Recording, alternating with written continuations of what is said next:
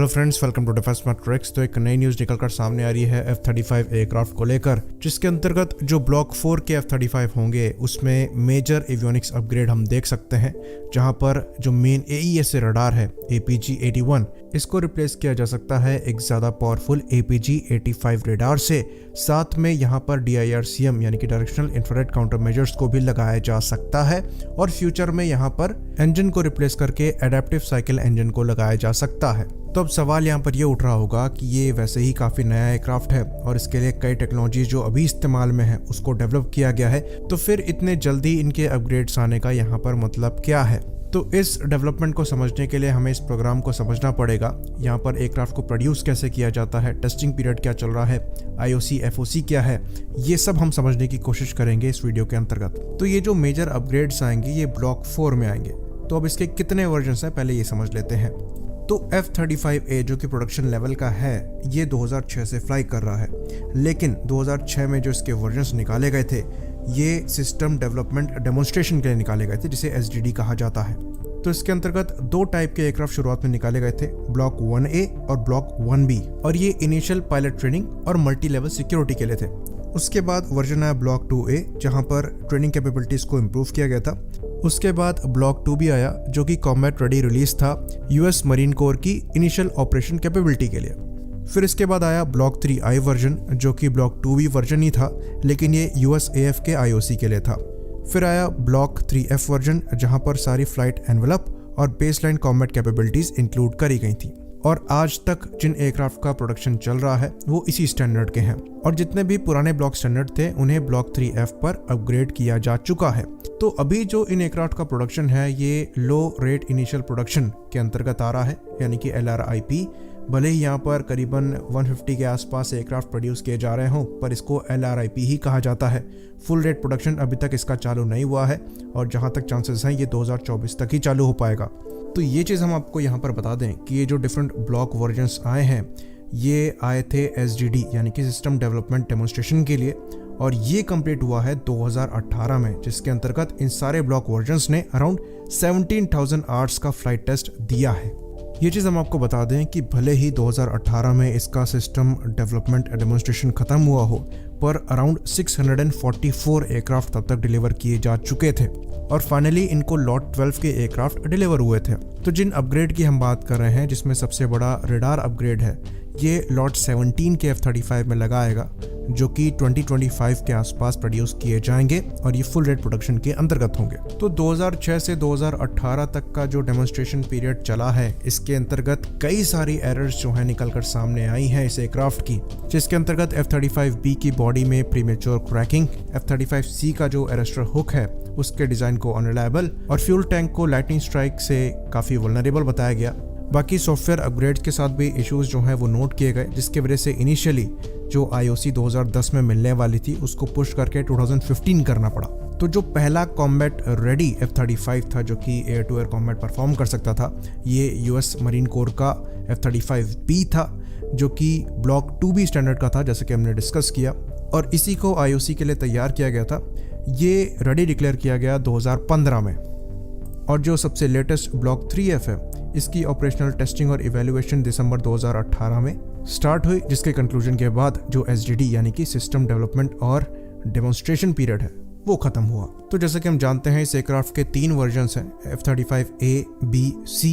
A जो है air force का वर्जन है, B मरीन कोर का वर्जन बताया जाता है जो कि vertical take off landing perform कर सकता है, C नेवल वर्जन है।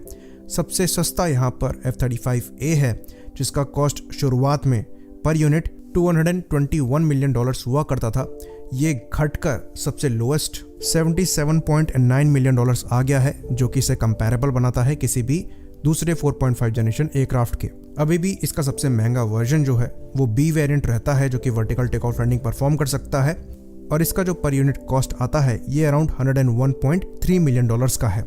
तो F-35 का जो पहला अपग्रेड प्रोग्राम है इसे कहा जाता है C2D2 यानी कि continuous capability development and delivery. इसकी शुरुआत 2019 में हुई थी और ये 2024 तक चलेगा। इसी के अंतर्गत जो ब्लॉक 4 के एयरक्राफ्ट हैं उनको अपग्रेड किया जाएगा नए रडार्स से, बेटर इलेक्ट्रॉनिक सपोर्ट मेजर से, इलेक्ट्रॉनिक काउंटर मेजर से, साथ में एडिशनल वेपन्स का भी इंटीग्रेशन होगा, जिसके अंतर्गत जो पार्टनर नेशंस हैं उनके खुद के भी वेपन्स को इनमें इंटीग्रेट किया जाएगा। बाकी बात करें इंजन की तो 2018 में एयरफोर्स की लाइफ साइकिल मैनेजमेंट सेंटर ने कॉन्ट्रैक्ट अवार्ड किया जनरल इलेक्ट्रिक और प्रैट एंड विटनी को, जिनके द्वारा एक ज़्यादा पावरफुल और एफिशिएंट इंजन बनाया जाना था जो कि एडेप्टिव साइकिल की एप्लीकेशन को यूज़ करेगा और 2028 यानी कि 2028 तक ये इंजन जो है हो सकता है F-35 में इंटीग्रेट होना चालू हो जाए। तो अगर हम F-35 के डेवलपमेंट को देखें तो पर यूनिट कॉस्ट भले ही लॉकहीड मार्टिन इसका नीचे लाने में सक्षम रही हो, पर इसका जो डेवलपमेंट कॉस्ट है वो बहुत ज़्यादा आगे निकल रहा है और इसके पीछे रीज़न ये है कि इसका डेवलपमेंट कंटिन्यूअस है।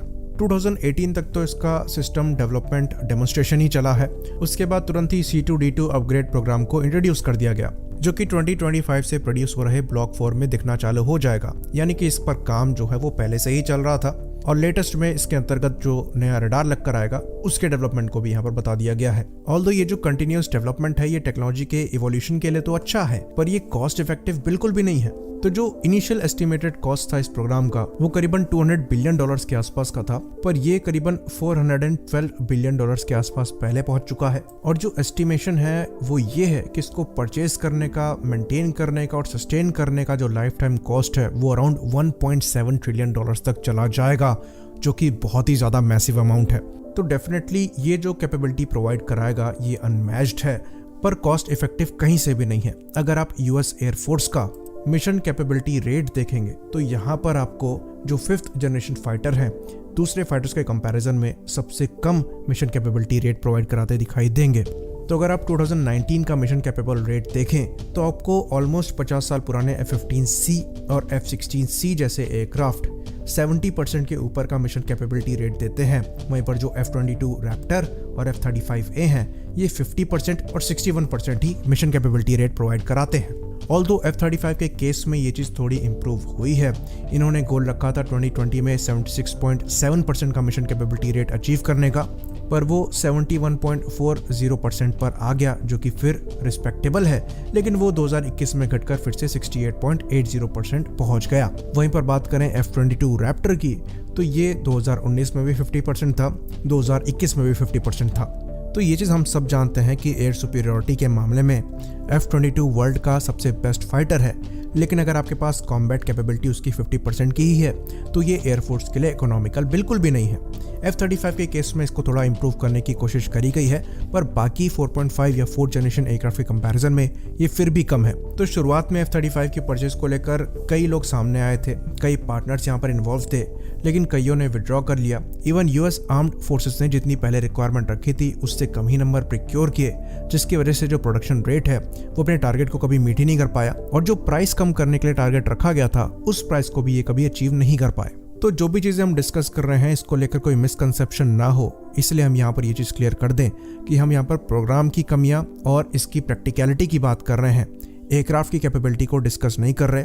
जैसा कि हमने F-22 के केस में बताया ये बहुत ही ज़्यादा कैपेबल एयरक्राफ्ट है, पर इसका जो कॉम्बैट कैपेबिलिटी रेट है वो 50% है और जो ऑपरेटिंग कॉस्ट है वो अराउंड $70,000 पर आर का है, जो कि किसी दूसरे एयरक्राफ्ट के कंपैरिजन में फॉर एग्जांपल F-16 के 3 गुना है। F-35 का केस इतना खराब नहीं है, पर किसी भी 4.5 जनरेशन एयरक्राफ्ट के कंपैरिजन में जो कि यूएस एयरफोर्स की सर्विस में है इसका भी मिशन कैपेबिलिटी रेट और ऑपरेटिंग कॉस्ट उनसे ज़्यादा है। इसलिए यूएस एयरफोर्स से ये आवाज़ें आ रही थी कि उनको एक दूसरा 4.5 जनरेशन एयरक्राफ्ट चाहिए अपने F-16 को रिप्लेस करने के लिए। आई होप यहाँ पर चीज़ें क्लियर हों और डाउट्स क्लियर हों। इसी बात पर हम इस वीडियो को ख़त्म करेंगे। लाइक करिए, सब्सक्राइब करिए